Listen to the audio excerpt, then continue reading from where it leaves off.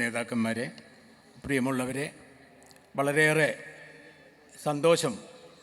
ഞങ്ങളെപ്പോലുള്ള ഒരുപാട് കാലം ഈ രംഗത്ത് പ്രവർത്തിച്ച STUവിൻ്റെ പ്രവർത്തകന്മാർക്കുണ്ട്. കാരണം ഞങ്ങളിൽ പലരും 4 സംസ്ഥാന സമ്മേളനങ്ങളിലും പങ്കെടുത്തവരാണ്. കോഴിക്കോട്ടെ 1980 സമ്മേളനം, അതുപോലെ തന്നെ തൃശ്ശൂരിലെ സമ്മേളനം, പാലക്കാട്ടെ സമ്മേളനം, ഇപ്പോൾ കോഴിക്കോട്ടെ സമ്മേളനം. ഈ സമ്മേളനങ്ങളിലൊക്കെ പങ്കെടുക്കാനുള്ള വലിയൊരു ഭാഗ്യമുണ്ടാവുക, STUവിൻ്റെ വളർച്ച കണ്ട് ആനന്ദിക്കുക, അതിൻ്റെ മുന്നേറ്റം കണ്ട് സന്തോഷിക്കുക, ആ ഒരു സന്തോഷ വേളയാണ് ഞങ്ങൾക്കെല്ലാവർക്കും, ഇതിലെ ഒരു പഴയ തലമുറയുടെ വിഭാഗത്തിൽപ്പെട്ട എല്ലാവർക്കും ഉള്ളത് എന്ന് പറയാൻ ഞാൻ ആഗ്രഹിക്കുകയാണ്. ഇതിലേറ്റവും മുന്നോട്ട് വെച്ച 3 മുദ്രാവാക്യം ഒന്ന് പോരാട്ടമാണ്. പോരാട്ടം, ഒരുപാട് പോരാട്ടങ്ങൾ ഈ കോഴിക്കോട് നഗരവും കേരളവും കണ്ടിട്ടുള്ളതാണ്. 1957 ബീഡി തൊഴിലാളി സമരം, അത് STUക്കാർ നടത്തി EMS ഗവൺമെൻറ്റിനെ മുട്ടുകുത്തിച്ച സമരമാണ്. അതുപോലെ തന്നെ ഒരുപാട് അനുഭവങ്ങൾ, അടിയും ഇടിയും ജയിലറിയും ഒക്കെ അനുഭവിച്ചിട്ടുള്ള വലിയ സമരമായിരുന്നു 57 EMSനെതിരെ നടത്തിയത്. EMSൻ്റെ നേട്ടങ്ങളെക്കുറിച്ച് പറയുന്ന ആളുകൾ ആ STUവിൻ്റെ സമരത്തിന് മുമ്പിൽ മുട്ടുകുത്തി അത് പരാജയപ്പെട്ടു എന്ന ചരിത്രം ആരും ഇതുവരെ രേഖപ്പെടുത്തിയിട്ടില്ല. അതുപോലെ തന്നെ കോഴിക്കോട്ട് മാത്രമല്ല, കോഴിക്കോട്ട് ഒരുപാട് സമരങ്ങൾ നടന്നു. അതുകൊണ്ടാണ് കോഴിക്കോട് ഒരു കാലത്ത് മുസ്ലിം ലീഗിൻ്റെ പേര് പോലും കൈവണ്ടി മുസ്ലിം ലീഗ് എന്ന് പറയാനുള്ള കാരണം.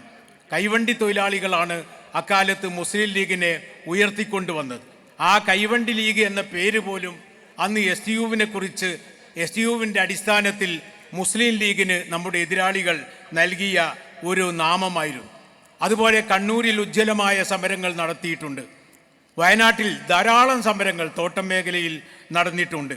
അതുപോലെ ഇന്നും STUവിൻ്റെ പോരാട്ടം നടന്നുകൊണ്ടിരിക്കുകയാണ്. ഇപ്പോൾ ചില ആളുകളൊക്കെ ചോദിച്ചു, മോട്ടോറിൻ്റെ പ്രക്ഷോഭം തിരുവനന്തപുരത്ത് നടന്നു, ഹെഡ് ലോഡിൻ്റെ പ്രക്ഷോഭം തിരുവനന്തപുരത്ത് നടന്നു, കൺസ്ട്രക്ഷൻ വർക്കേഴ്സിൻ്റെ പ്രക്ഷോഭം നടന്നു, കർഷക തൊഴിലാളി പ്രക്ഷോഭം നടന്നു, തയ്യൽ തൊഴിലാളികളുടെ പ്രക്ഷോഭം നടന്നു, എന്താണ് ആർട്ടിസാൻസിൻ്റെ പ്രക്ഷോഭം നടന്നു, എന്താണ് നിങ്ങൾക്ക് ഇതുകൊണ്ടുണ്ടായ പ്രധാനപ്പെട്ട നേട്ടം എന്താണ് എന്ന് ചോദിക്കുന്ന ആളുകളുണ്ട്. അന്ന് കളിയാക്കിയ ആൾക്കാർ വരെ ഉണ്ടായിരുന്നു. ആ നേട്ടം എന്ന് പറയുന്നത് ഇവിടുത്തെ തിരഞ്ഞെടുപ്പ് നടന്നപ്പോൾ ഉപതെരഞ്ഞെടുപ്പുകളിലൊക്കെ UDF ജയിച്ചു, ആ സമരങ്ങളുടെ നേട്ടമാണ്. അതുപോലെ തന്നെ പഞ്ചായത്ത് തിരഞ്ഞെടുപ്പിൽ ഉജ്ജ്വലമായ, ഇപ്പോൾ മജീദിനെ പോലുള്ള ആളുകൾ വന്നതിനെക്കുറിച്ച് നേതാക്കൾ പറഞ്ഞു, ആ ഉജ്ജ്വലമായ നേട്ടം ആ പ്രക്ഷോഭത്തിൻ്റെ ഫലമായിട്ടുള്ളതാണ്. അതുപോലെ തന്നെ ഈ വരുന്ന അസംബ്ലി തെരഞ്ഞെടുപ്പിലും ഈ തൊഴിലാളികൾക്ക് ഉള്ളിലുള്ള ആ എതിർപ്പ് വളരെ ശക്തമായി പ്രകടിപ്പിക്കുകയും ഇവിടെ ഭരണമാറ്റം ഉണ്ടാവുകയും ചെയ്യുമെന്ന കാര്യം ഇവിടെ അഭിനന്ദനായ റഹ്മത്തുള്ള സാഹിബ് ഇവിടെ സൂചിപ്പിക്കുകയുണ്ടായി. ഒരു കാര്യം ഇവിടെ ഉറപ്പാണ്, കേരള സർക്കാരും അതുപോലെ കേന്ദ്ര സർക്കാരും രണ്ടും ഒരു നാണയത്തിൻ്റെ 2 വശങ്ങളാണ്. ഈ 2 വിഭാഗത്തിനെതിരെയും ഒരുപോലെ സമരം ചെയ്യുന്ന ഒരു തൊഴിലാളി പ്രസ്ഥാനമുണ്ടെങ്കിൽ അത് സ്വതന്ത്ര തൊഴിലാളി യൂണിയൻ മാത്രമാണ് എന്ന് പറയാൻ ഞങ്ങൾ അഭിമാനപൂർവ്വം ആഗ്രഹിക്കുകയാണ്.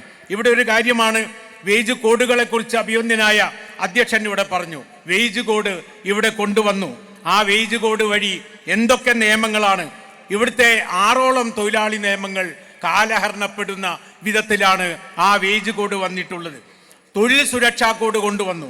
ആ തൊഴിൽ സുരക്ഷാ കോഡിൽ ഇവിടെ നോൺ ജേർണലിസ്റ്റുകൾ അടക്കം അവരുടെ നിയമം അടക്കം ഇന്ത്യൻ ട്രേഡ് യൂണിയൻ ആക്ടിനെ കുറിച്ച് പറയുന്നില്ല, കോമ്പൻസേഷൻ ആക്ടിനെ കുറിച്ച് പറയുന്നില്ല, ഗ്രാറ്റുവിറ്റി ആക്ടിനെ കുറിച്ച് പറയുന്നില്ല.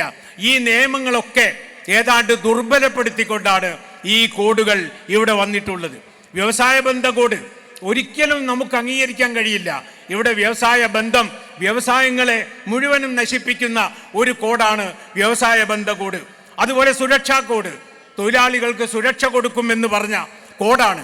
ആ കോഡിൽ തൊഴിലാളികൾക്ക് യാതൊരു സുരക്ഷയുമില്ല, മറിച്ച് ഇവിടെ പലതും നഷ്ടപ്പെട്ടു. PFൻ്റെ ആനുകൂല്യങ്ങൾ അതൊക്കെ എത്ര കാലം ഉണ്ട് എന്നിനി പറയാൻ കഴിയില്ല. അതുപോലെ തന്നെ ഗ്രാറ്റുവിറ്റിയുടെ കാര്യം പറയാൻ കഴിയില്ല.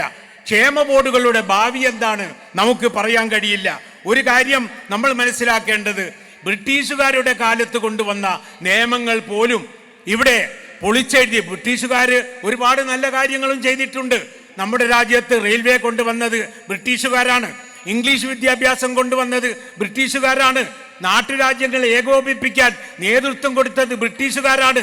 അവർ കൊണ്ടുവന്ന മറ്റൊരു കാര്യമാണ് ഇന്ത്യയിലെ മഹത്തായ ഇന്ത്യൻ ട്രേഡ് യൂണിയൻ അടക്കമുള്ള നിയമങ്ങൾ. ആ നിയമങ്ങളെയാണ് തൊട്ട് കളിച്ചിട്ടുള്ളത്. ആരെങ്കിലും ചെയ്യുമോ? ആരെങ്കിലും ഇത് ചെയ്യുമോ? ഒരിക്കലും നമുക്ക് അംഗീകരിക്കാൻ സാധിക്കുകയില്ല. അതുപോലെ തന്നെ തൊഴിലുറപ്പ് നിയമത്തെക്കുറിച്ച് പറഞ്ഞു. VBG റാംജി ബിൽ എന്ന പേരിലാണ് ഇപ്പോൾ കൊണ്ടുവന്നിട്ടുള്ളത്.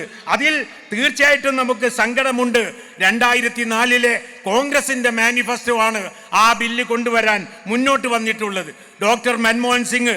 പക്ഷേ ഇപ്പൊ എന്താണ്? 12 കോടി 16 ലക്ഷം വരുന്ന ഗ്രാമീണരുടെ ജോലിയാണ് ഇവിടെ വെല്ലുവിളിക്കപ്പെട്ടിട്ടുള്ളത്. 26.58 കോടി ജനങ്ങളാണ് ഇതിനു വേണ്ടി കാത്തിരിക്കുന്നത്. അതുപോലെ ലോകരാജ്യങ്ങൾ മുഴുവൻ നമ്മൾ സ്തുതിച്ചു. ഈ തൊഴിലുറപ്പ് പദ്ധതി കൊണ്ട് കോവിഡിനെ മറികടക്കാൻ ഇന്ത്യ രാജ്യത്തിനായി. അത്രയും നല്ലതാണ്. മഹാത്മാഗാന്ധിയുടെ പേര് മാറ്റിയതിനെ കുറിച്ച് പറഞ്ഞു. 100% കേന്ദ്രം സഹായിക്കുമെന്ന് പറഞ്ഞത് ഇപ്പൊ 40% മാറ്റി. വിദ്യാഭ്യാസം, തൊഴിൽ നൈപുണ്യം എന്നതൊക്കെ നിബന്ധനയാക്കി മാറ്റി. അത് ചുരുക്കത്തിൽ സോഷ്യൽ ഓഡിറ്റിംഗ് ഒഴിവാക്കി. ഒരുപാട് കാര്യം സംസ്ഥാന ഗവൺമെന്റുകൾക്ക് വിട്ടുകൊടുത്തു.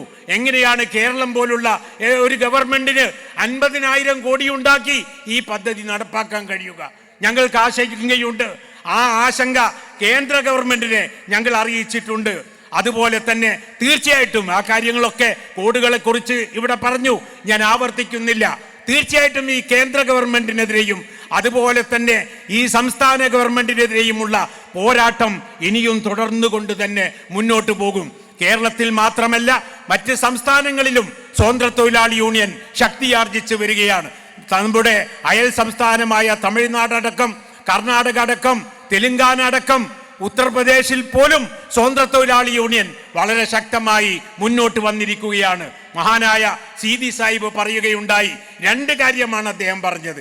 1955 സീതി സാഹിബ് പറഞ്ഞു, കമ്മ്യൂണിസം 100 കൊല്ലത്തിലധികം ജീവിച്ചിരിക്കില്ല. അന്ന് എല്ലാവരും സീതി സാഹിബിനെ കുറ്റം പറഞ്ഞു. അദ്ദേഹം മരണപ്പെട്ടു പോയി. പക്ഷേ നമുക്ക് കാണാൻ കഴിഞ്ഞു, ലോകത്തിന്റെ മിക്ക രാജ്യങ്ങളും കമ്മ്യൂണിസ്റ്റ് ഭരണകൂടം തകർന്ന് തരിപ്പണമായി പോയി. 100 കൊല്ലം ആയിട്ടില്ല. അദ്ദേഹം പറഞ്ഞു, ഒരു കാലം വരും സ്വതന്ത്ര തൊഴിലാളി യൂണിയൻ ഇന്ത്യ രാജ്യത്തെ ഒരു മഹത്തായ ശക്തിയായി തൊഴിലാളി രംഗത്ത് വളർന്നു വരും. ഞങ്ങൾ പ്രതീക്ഷിക്കുകയാണ്. ആ മഹാൻ പറഞ്ഞിട്ടുള്ള വാക്കുകൾ തീർച്ചയായിട്ടും അത് യാഥാർത്ഥ്യമാകും എന്ന് വിശ്വസിക്കുന്നവരാണ് നമ്മൾ. ഒരുപാട് ആളുകൾ STUവിന്റെ പേരിൽ ജീവൻ അർപ്പിച്ചിട്ടുണ്ട്. അവരൊരിക്കലും മറക്കാൻ കഴിയില്ല.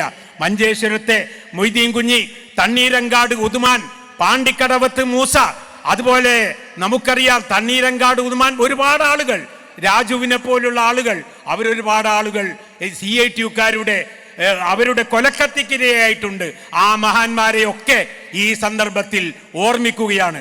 STUവിന്റെ പ്രവർത്തനത്തിൽ എത്രയോ കൊല്ലക്കാലം കഷ്ടപ്പെട്ട് കഠിനാധ്വാനം ചെയ്ത ആളുകൾ അവരൊക്കെ മരണപ്പെട്ടു പോയിട്ടുണ്ട്.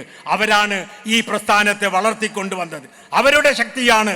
അതുപോലെ മഹാന്മാരായ നേതാക്കന്മാർ ESM ഹനീഫാജിയെ പോലെ നമ്മൾ വെറുതെ പറഞ്ഞു പോയിട്ട് കാര്യമില്ല. ഒരുപാട് ത്യാഗം വരിച്ച നേതാവാണ്. അതുപോലെ തന്നെ പാലക്കാട്ട് ഒരുപാട് ലീഡർഷിപ്പ് ഈ സംഘടനക്ക് കൊടുത്തിട്ടുണ്ട്. അതുപോലെ KK തങ്ങളെ പോലുള്ള, ഉമർ ഖാൻ സാഹിബിനെ പോലുള്ള, മുഹമ്മദ് അഷ്റഫിനെ സാഹിബിനെ പോലുള്ള ഒരുപാട് ആളുകൾ ത്യാഗം ചെയ്ത് വളർത്തിക്കൊണ്ടുവന്ന പ്രസ്ഥാനമാണ്. നമ്മുടെ വിജയത്തിന്റെ കാരണം കൂട്ടായ്മയാണ്. നമ്മൾ ഒന്നിച്ചു നിന്നുകൊണ്ട് മുന്നോട്ട് പോയതിൻ്റെ അടിസ്ഥാനത്തിലാണ് ഈ സംഘടന ഈ നിലയിലേക്ക് വളർന്നു വന്നിട്ടുള്ളത്. ഈ സംഘടനയെ ഇനിയും ശക്തിപ്പെടുത്തിക്കൊണ്ട് ഒരിക്കലും നമ്മളെ സംബന്ധിച്ചിടത്തോളം ഇവിടുത്തെ നമ്മുടെ ലക്ഷ്യം തൊഴിലാളികളുടെ അവകാശ സംരക്ഷണം മാത്രമാണ്. അവരുടെ ഉത്തരവാദിത്തമാണ്. നമ്മെ സംബന്ധിച്ച് നമുക്ക് എന്ത് കിട്ടുന്നു എന്നുള്ളതല്ല, നമുക്ക് ഈ തൊഴിലാളികൾക്ക് എന്ത് കൊടുക്കാൻ കഴിയുന്നു എന്നുള്ളതാണ്. അതാണ് പോരാട്ടം. ഈ സാധുക്കളായ പാവപ്പെട്ടവരായ തൊഴിലാളികൾക്ക് വേണ്ടിയുള്ള ശബ്ദമാണ് പോരാട്ടം. ആ പോരാട്ടത്തിന്റെ വീതിയിലാണ് സ്വതന്ത്ര തൊഴിലാളി യൂണിയൻ മുന്നോട്ട് പോകുന്നത്. നമ്മളൊക്കെ മരിച്ചു പോയാലും ഈ സംഘടന ഇവിടെ നിലനിൽക്കണം. ഈ സംഘടന മുന്നോട്ട് പോകണം. അതിനുള്ള വലിയൊരു പ്രതിജ്ഞയാണ് ഈ സംസ്ഥാന സമ്മേളനം പുതുക്കിയിരിക്കുന്നത്. അത് മുന്നോട്ട് കൊണ്ടുപോവുക എന്ന് മാത്രം അഭ്യർത്ഥിച്ചുകൊണ്ട് ഞാൻ എൻ്റെ വാക്കുകൾ ഉപസംഹരിക്കുന്നു. ദേശീയ കമ്മിറ്റിയുടെ എല്ലാവിധ അഭിവാദ്യങ്ങളും അർപ്പിക്കുന്നു. ജയ് ഹിന്ദ്. ചരിത്രപ്രധാനമായ 69